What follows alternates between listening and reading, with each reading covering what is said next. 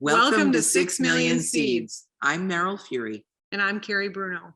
We are healthcare professionals and co-creators of this podcast. Today's episode is brought to you by Pine Cones. Welcome to 6 Million Seeds. My name is Meryl Fury. My name is Carrie Bruno, and we have the pleasure of speaking with Evelisse Capó tonight. I'll read her a little bit about her bio. So Evelisse she received a Bachelor of Science in Engineering from Purdue University and a Doctor of Pharmacy degree from the University of the Sciences in Philadelphia. While practicing clinical pharmacy, she witnessed the pain and suffering of many chronically ill patients in hospitals and long-term care institutions. Questioning the effectiveness of the conventional approach to treating diseases such as cancer, diabetes, and heart disease, she trained in culinary medicine and founded the Food Pharmacy, where she provides guidance and support to those looking to adopt a whole food plant-based lifestyle. She is a diplomat of the American College of Lifestyle Medicine and a graduate of the CNS and E. Cornell Plant-Based Nutrition Certificate. Evelisse is the Executive Director of Spanish Programs and Culinary Content for the T. Colin Campbell Center for Nutrition Studies. Dr. Capó is a licensed PCRM Food for Life program instructor and collaborated in the Geico Workplace Nutritional Study, coordinated by the Washington Center for Clinical Research. Evelisse lives in Florida and shares her life with her husband, 4 plant-strong children, and 3 dogs. Welcome. Hi, ladies. Thank you for the invitation. I'm excited to be here. Oh my gosh, we're so glad to have you. This is so wonderful. So let's get started. Yeah. So starting off, maybe tell us a little bit about your background. Well, I think you guys covered quite a bit with my bio, but I was born and raised in Puerto Rico. I left when I was 18, going to college, and I loved math and science and the health sciences. So I was, kind of trying to find my journey when I went to college. That's why I started with engineering and then shifted to pharmacy. But then I found my love in nutrition and culinary medicine. I am passionate about connecting with the community and just sharing the knowledge and the experience that I have gained over the years about the power of plant-based nutrition. And I love what I do. I really feel that I'm very blessed, and I have had the chance to connect and meet so many people that have just changed the way that I see the world and how I see myself. And so it's a learning and growing experience every day. And I'm just glad to have that opportunity. Yeah, that's great. So I have a question. Yes. First question. Right now, you are a part of the Center for Nutrition Studies, right? I am. Can you tell us a little bit about that? What are you doing there? Absolutely. So I started out as an instructor for the plant-based nutrition certificate. And over the years, I got involved with creating content in Spanish and growing our Spanish-speaking resources and content so that we could educate Spanish-speaking communities. So I oversee the production and creation of the first plant-based nutrition certificate in Spanish, as well as adding and enriching the content of our culinary content so that we can really show people that eating whole food plant-based foods does not have to be complicated, and it could be delicious and fun as well. So we merged those 2 initiatives and we keep ourselves very busy. There's so much to do, but very happy to be part of the CNS family. Yeah, that sounds great. Yeah. I will say, so I took the E. Cornell course as well. And I remember while I was in the course, there was one presentation that I think you did. And I remember thinking before that, I don't think I'd ever seen a pharmacist who was whole food plant-based or even as well known as you were. I remember thinking, okay, I'm in the right spot. Like there's another person like me that did the same thing. So I'm Yes. glad to be having the opportunity to meet with you in person. And Oh, that's wonderful. I have had the opportunity to connect with other pharmacists that are new or entering the plant-based nutrition world, and they're always very curious. How did you do it? What resources did you find useful? How can I actually, change my career a little bit? How can I shift focus? So I'm, very happy to connect with you guys, and I think that we need to stick together because there is a place for plant-based pharmacists within the healthcare institutions. So it's important. Sometimes when I first started going into to conferences and meetings, and everybody would introduce themselves, and I would be in, and I'm a pharmacist, they would look at me like, "Why are you here?" yep. It makes no sense.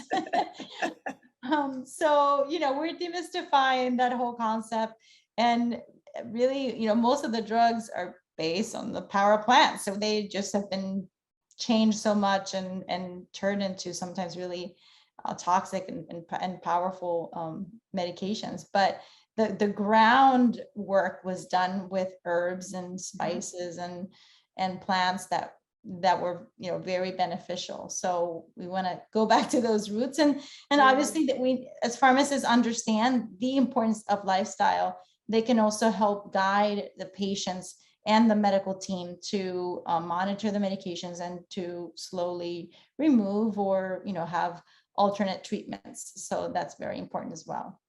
Yeah. I know shortly after I transitioned or was learning about whole food plant-based, pharmacy and whole food plant-based seemed completely separate. And I still think to some degree, I've only been whole food plant-based for 4 going on 5 years now. So it still kind of seems like that, but now I'm starting to realize, there is a place for pharmacy. Absolutely. Patients who are on medications who have been for their whole life for chronic issues, if they want to make lifestyle changes, that's going to mean probably coming off of some of their meds, and who best to help them do that than us. So Exactly. I think there's Yes. definitely a place for us. Safely, yes, that's very important for people to understand. They need to work with their medical providers, and the team needs to be knowledgeable. So whenever I find a physician that has helped train their team, his team or her team, sometimes it starts from even the receptionist, like everybody in the office, they give them education. I have a friend as a physician in Cape Cod that he actually he gifted the course to a lot of his coworkers, and so everybody that was there understood the power of the plant-based nutrition. So Wow. pretty impressive. Yeah, that's powerful.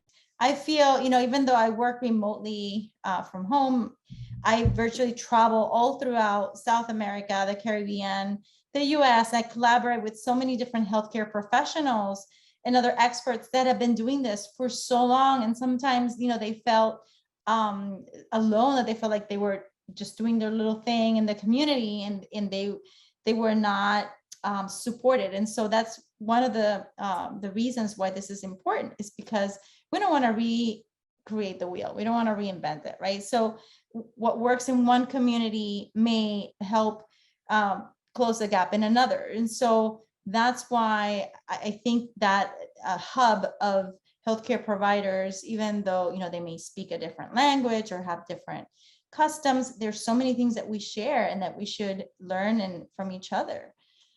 So that's my favorite part. Yes. And thank you so much for doing that work. Yeah. Building those bridges and knocking down those walls and, Absolutely. stepping across the borders. Oh my gosh, we so need that. Thank you. It's powerful stuff. Yeah. Yes, it is. So taking a little step back, how did you eat when you were growing up? What did that look like? Horrendous.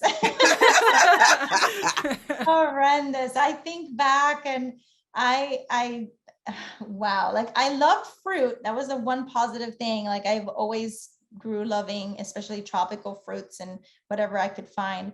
But and I did love beans and rice, but I did eat a lot of processed foods. My mom didn't really like to cook, so she made whatever, like I didn't have real mashed potatoes until I was a teenager, maybe, Wow. and so everything was from a box and lots of fast food. In Puerto Rico, it's pretty much like here, there's a fast food in every corner. And even though we didn't eat out that much, as I grew up and became a teenager and started hanging out, like that was like everyday stuff. And I didn't really eat salads or greens. I didn't have like a green bean. I thought green beans were that stuff that came from the can and that looked all brown and very unappealing.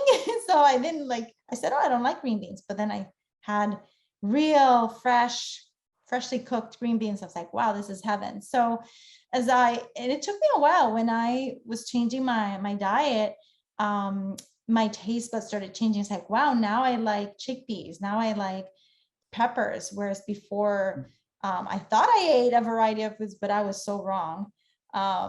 And so I told my kids, I said, I rarely had a hot breakfast. It was like donuts or stuff like that. Not very good. Yeah. I think a lot of us went through that, That was Yeah. just the era, it's what we knew. It's what we were taught. It's what our moms heard coming across the television or Candy and soda. Wow. Yeah. I don't even know how Right. how I survived. Right. Yeah, and it's probably what our parents grew up eating. So, I mean, they just teach us what they know.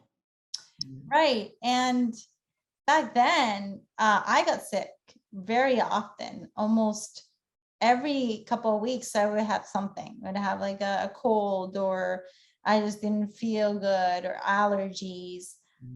So, popping pills, Benadryl or Tylenol. I had a little bit of a headache. So it was like a normal everyday thing. And I think of that, like, we don't even have those here. Like my kids grew up and they hardly got sick. So total different scenario. Right. Yeah. Right. Interesting. Yeah. So what kind of turned the tide for you and made you decide to eat healthier? I know you mentioned you were pregnant around the time that you transitioned to whole food plant-based. Yes. And it was initially just me. I was making these changes and I almost felt like embarrassed in a way, because I felt like I was betraying my culture. And I don't know why, but I felt that way. So I kept reading and learning. And I was like, oh my goodness. So now I have to, I can't, dairy is not good for you. So now I would go to the supermarket, I would stop buying dairy. And then my husband at the time, he was really confused. He's like, what is going on with you? So I explained, that I think I was always seeing like the health nut of the family. And so that there she comes with her crazy ideas. So it was sort of a battle initially. And my son was six and a half at the time. So he was already eating all the junk food and that stuff. He was a picky eater when he was younger. And so it was hard to kind of connect the dots for him. So we had to do a lot of supporting and educating him. But my little one was just a baby, my second baby. And so I thought, well, we can start fresh and we can do things right. And so that's really what sparked my change. Was I really wanted to feed my family the best foods. I wanted them to be healthy. And I wanted to learn. I was like so hungry for knowledge. I really wanted to learn about nutrition and how to do it the right way. Yeah. So tell us a little bit about your kids and maybe the difference between like traditional medical care and how you keep them healthy. Yes, so we go to physicals. That's about it. Fortunately, when my son was younger and he was eating the traditional, I'm going to say Puerto Rican, traditional American diet, again, he would get sick often, almost every couple of weeks. Or something like a ear infection or a cold, and he would be throwing up and sick. And I was always worried about him, and he would have a fever. And then as soon as we changed the way that we ate and the way that we lived, and my husband then got on board. It took him about a year. Then my son got on board because dad was doing it. So that was cool. Like he wanted to be like his dad. And so I felt like it was a rebirth almost for our family. And we started going to conferences together and to festivals and then meeting other families. And so our kids were very healthy. Like my daughters have never taken antibiotics. Wow. And they're how old? And well, now the youngest is 14. I have a 14, a 17, and a 19-year-old. Wow. And my son had not taken any since he's 25, since he was probably like 5 or 6. And he just recently, he had his wisdom teeth taken out and he had to take antibiotics for prophylaxis. He had a reaction. He was like, "What is this, Mom?" Like he was panicking because he's so very different. Every time we go to the doctor, he'd be like, "Oh, we haven't seen you. Wow, we haven't seen you in a while." Yeah. And then sometimes parents say, "Well, my kids won't eat healthy foods, or they won't, like this or that." But you have to give them the chance. You have to, if they only have healthy options to eat, they're not going to go hungry. They might put up a little fight initially, sometimes a big fight initially, but if you have to be patient, and you have to be with lots of love, and include them in the process. And it happens. It just, like, I have these conversations with my girls because sometimes I think, well, I'm doing this all day, every day, talking to people, and they listen to what I say, but I always want to confirm and make sure that they're getting the message. So I quiz them and I say, "So why are we eating this?" Or, "What's in kale?" Just so that, because you take things for granted. And it's very heartwarming for me when my son texts me and he's like, "Oh, I have a coworker that wants to eat, whole food Bombays. Can you send me some resources?" I'm like, "Yeah." Yes, Yeah. I know that feeling. Yeah. A couple weeks ago, I have two biological kids and one young lady who's I'll call her my goddaughter, right? Love her to death. And they came home, the two younger ones, they're the same age. My goddaughter and my youngest son are 21. And they came home and made jackfruit tamales with one of their Wow. friends. That was one of the best days of my life. You're just like, "Oh my gosh, my Yes. kids. Oh my gosh, jackfruit tamales, who could never get?" And they were a wonderful time. Yeah, so I totally get what you're saying about when they share it with their friends, or they bring their friends home, or someone says, "Yay, salad," in your house. It's like, "Ugh, Yeah. right?" Yeah. Who would have It- thought? Yeah. So Yeah. it's the little things that count, right, the Emily? little things, for sure. Yeah. So, what would you say is one of the biggest challenges with children's health currently? Yes, well, the biggest challenges is the competition. Like the junk foods are competing with the healthy foods and throughout their environment. When you mentioned school, so they're in school, they're doing activities, they don't want to feel left out, or whatever. And so we have to educate those that are providing care for our kids. So initially, when I first started changing the way that we ate, I remember there were some family members and friends, and they would make comments like, "Your kids are going to be deprived," or they're not going to visit the Golden Arches. Like, what the heck? I was like, "They're deprived? Like, what are you talking about?"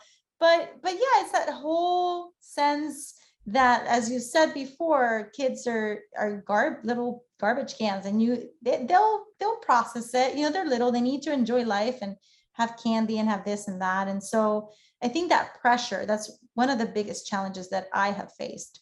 And fortunately, we're seeing resources, and the narrative is changing somewhat, as we educate healthcare providers, and we're seeing younger people, younger moms and children interested. It's coming from them. We've actually have some friends that it hasn't been the parents that wanted to change, it's been the kids that have wanted to change.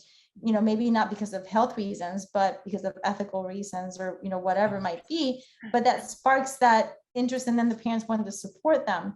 So it can come from different directions, different ways. And we just need to be more open and just give them the support that they need. Yeah, I think that's huge. I feel like a lot of people just assume that kids, no matter what age they are, would never want to eat healthy or Right. couldn't do it. And I wish that parents wouldn't discount, their kids, and they would give them the opportunity. Because I Right. think that if a lot of kids, ate this way and realized how easy and how fun it can be, and their parents supported that, that would be huge. I Right. think that Yeah. I think they would, most kids wouldn't see any issue with it. And, I think they would be able to get on board with it. But a lot of times, they're just not either given the option, or the parents decide for them that, oh, they're not going to like this, so I'm not even going to try. Right. So is there anything in particular you would advise parents and educators about children's nutrition, or any, big changes they could make? Yeah. So then, kind of stray away from the traditional role, of like, if they do well, give them candy, or having parties and having those sugary snacks or drinks. Let's think about it in a different way. And I've been surprised. I've had some teachers in the past that have really encouraged the use of vegetables and fruits in the classroom, and they did other things besides food for reward, which was great.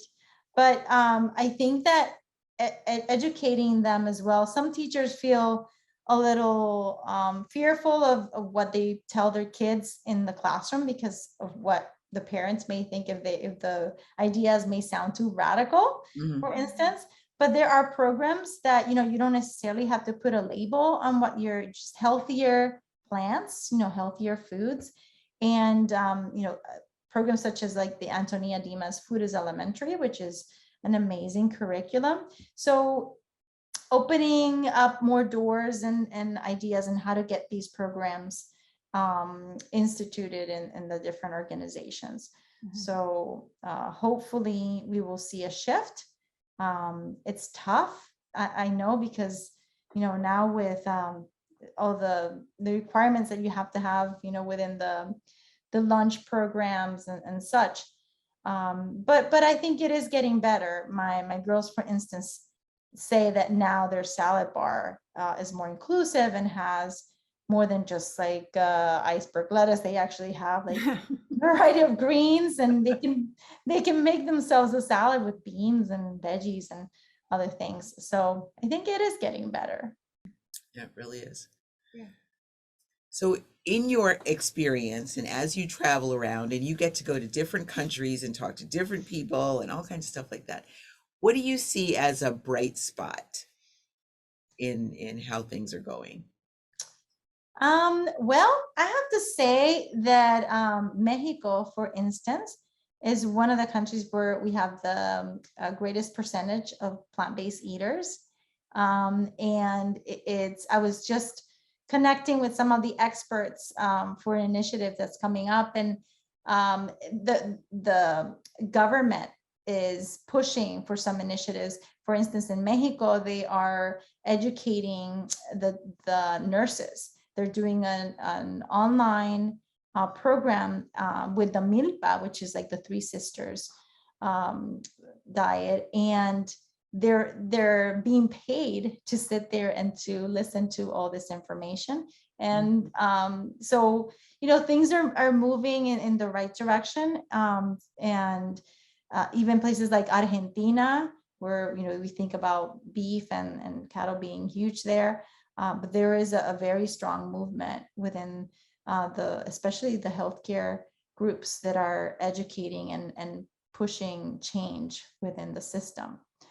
So I'm seeing a few spots: Mexico, Argentina, Colombia is another I did get the chance to travel there and taste all the amazing food and meet with their groups and see how the community came together for an expo that we did a few years ago. And so you're surprised because you think, well, this is not like their common everyday diet, but our roots are really plant-based. Mhm. The meat and everything else came later. So Right. Yeah. Great stuff. Yeah, it's great to hear about all the good changes going on. yes, I just came back from Mexico, and almost every place there's an option. It's very rare that you go to a restaurant and there's not at least 2 or 3 options. And healthy and creative. They do marvelous things. It's not just like the same meal over and over, same vegetables, but Great. very creative. And I love mushrooms, so I had a blast eating all different types of mushroom dishes and ceviche and portobello, stir fries and tacos. And so that doesn't get old with me. It sounds great. Us neither. It's great. Yeah. So what is one thing, if you could recommend anything to our audience of like anything that they can do right now, any small changes that they can make? Well, I think everybody's different. You have to meet people where they're at. And some people are ready to overnight, make these changes, especially if their health is dependent on it. If they have a condition that's like cancer or, heart disease, where they really need to make changes very quickly to see a difference in how they feel and how their disease progresses. But if you're not there, then taking maybe one meal at a time, maybe it could be breakfast or lunch, and then one day at a time, and progressively, keep on integrating more plants, focusing on that. Like, don't focus on where you're not going to be eating, but focus on the variety and the colors and the textures, and don't make it complicated. When I first started doing this, I bought all these cookbooks and I was like, I got to make all these recipes. I complicated my life so much. It doesn't have to be that complicated. Actually, I encourage my students to start with the recipes they're familiar with. So if you like chili, then make it into a plant-based chili with beans instead of the meat. Take out the meat at, other things. The rice and beans, they can be made with smoked paprika or liquid smoke. We don't need to add the pork and all that stuff. So starting with those foods that are familiar and that you already know how to prepare, just have to make a couple different changes and then explore other things because it's fun, but just don't overdo it. And I always say, prepping your kitchen so that it's ready to go once a week, even if you don't batch cook for the whole week, but having some staples, making sure you have healthy foods, because we're all busy, and I get busy, I get hungry. And if I don't have my greens all ready to go in my salad, we always double up or triple up on the greens, so we have that ready to go. Then I'm like, scavenging, what am I going to have, so it's just to be prepared and have those healthy foods available. The same goes for children. If you have fruit cut up and into easy bowls, they can just grab it and serve it. It's much better, it's easier for them to do that than if you just leave it there on the counter. They're not going to cut them themselves. So That's right. or have, if they can help with the prepping, obviously, but having everything prepped and ready to go for when the week gets busy, it's better for everybody. Yeah. I think those are great suggestions. As you were saying it, I kind of thought back to, when I transitioned to whole food plant-based, I saw it more as cutting foods out.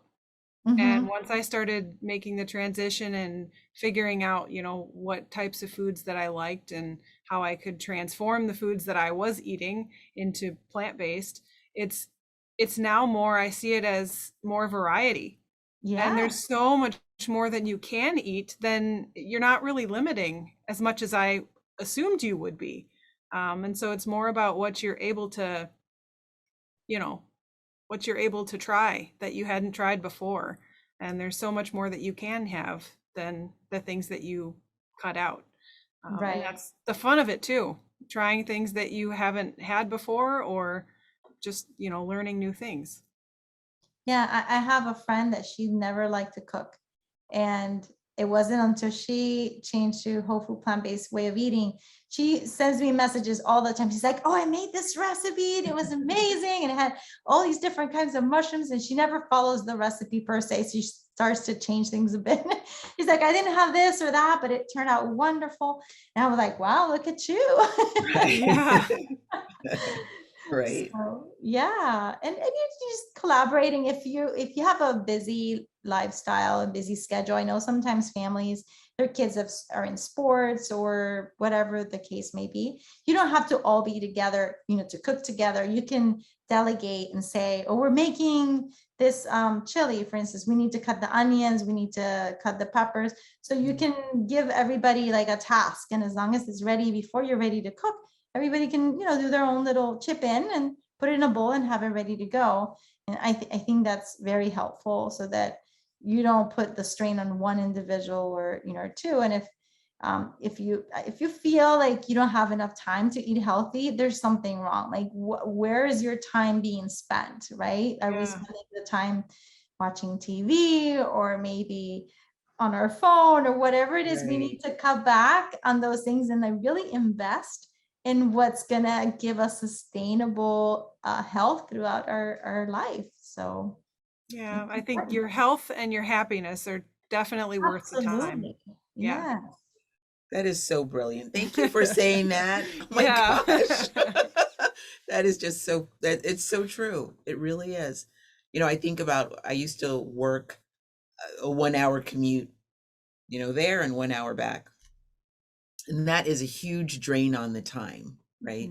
It is. And for somebody, maybe I didn't have little kids at home at the time, but I can only imagine if you're going that far, you're traveling that distance. And up here, we're in Milwaukee. This time of year, we've got snow and blizzards and craziness, and a 1 hour commute can easily turn into a 2 or 3 hour commute, easily, in the bad weather. Yeah.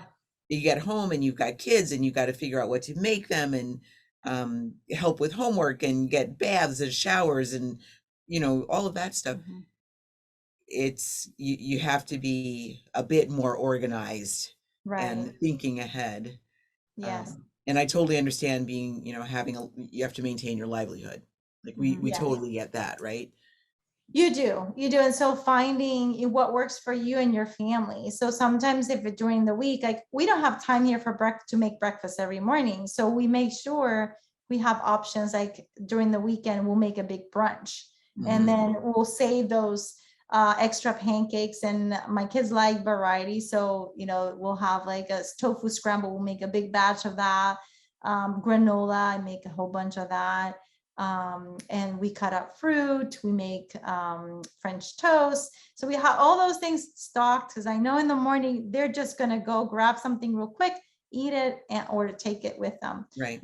So, and then for us, lunch, my husband also works, so we're busy. We don't have time to like make everything from scratch. So we have our leftovers and we have our salad, a big bowl, and we just eat from that. And then we just have to cook once a day. And now that our two oldest are out of the house, then our food they last a little longer. So if you don't have to cook every day, you can just make a few things and double or triple the recipe. If you're making veggie burgers, double, triple, and freeze those. Those are really that come in handy when you're hungry, and you just pop them in the toaster oven and that's it. Yeah. So just finding ways. I totally get the being exhausted and tired. And I had 4 little ones, and I was working and teaching, and thank God for Food for Life. They would eat the leftovers. We had Right. They would go and help me pass along the samples, and then whatever, they're like, is there any leftover, Mom? They would like munch on that. But yeah, so you got to make whatever works, but just making sure to really have that intention and to work as a team. And there are some options nowadays that you can get your beans frozen, or if you need to use canned beans or whatever it might be to make your life a little easier, then go ahead and do that. But don't compromise your health by, going through the drive-through. It's not gonna, in the end, it's gonna be worse. So Yeah. I agree. I agree completely. Yeah. Well, thank you so much. Yeah, this has been a great conversation. I've had so much fun Yeah, talking to you ladies. yeah, it's fabulous, fabulous. All right, so is there anything else that you want to let our viewers know about what you're working on, or anywhere that they can find you and what you're doing? Yes, certainly. Well, first, foremost, I want to invite everybody to go to the Center for Nutrition Studies website. We have tons of resources, a guide if you're just starting out, nutritionstudies.org. We also have the Spanish version of the website, and we offer webinars a couple of times a month for our Spanish audience.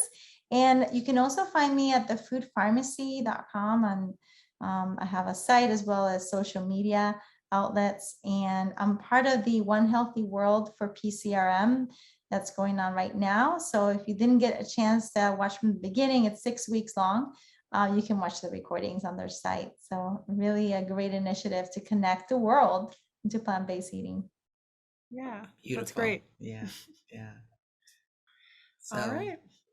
thanks again. Yeah, thank you so much. Yeah. Thank you. Evelisse. 6 Million Seeds is made possible by the generosity of Bruno Chiropractic, Acme Construction Metals, EXP Realty, and Deck It Out Builders. Thanks, guys, for all your support.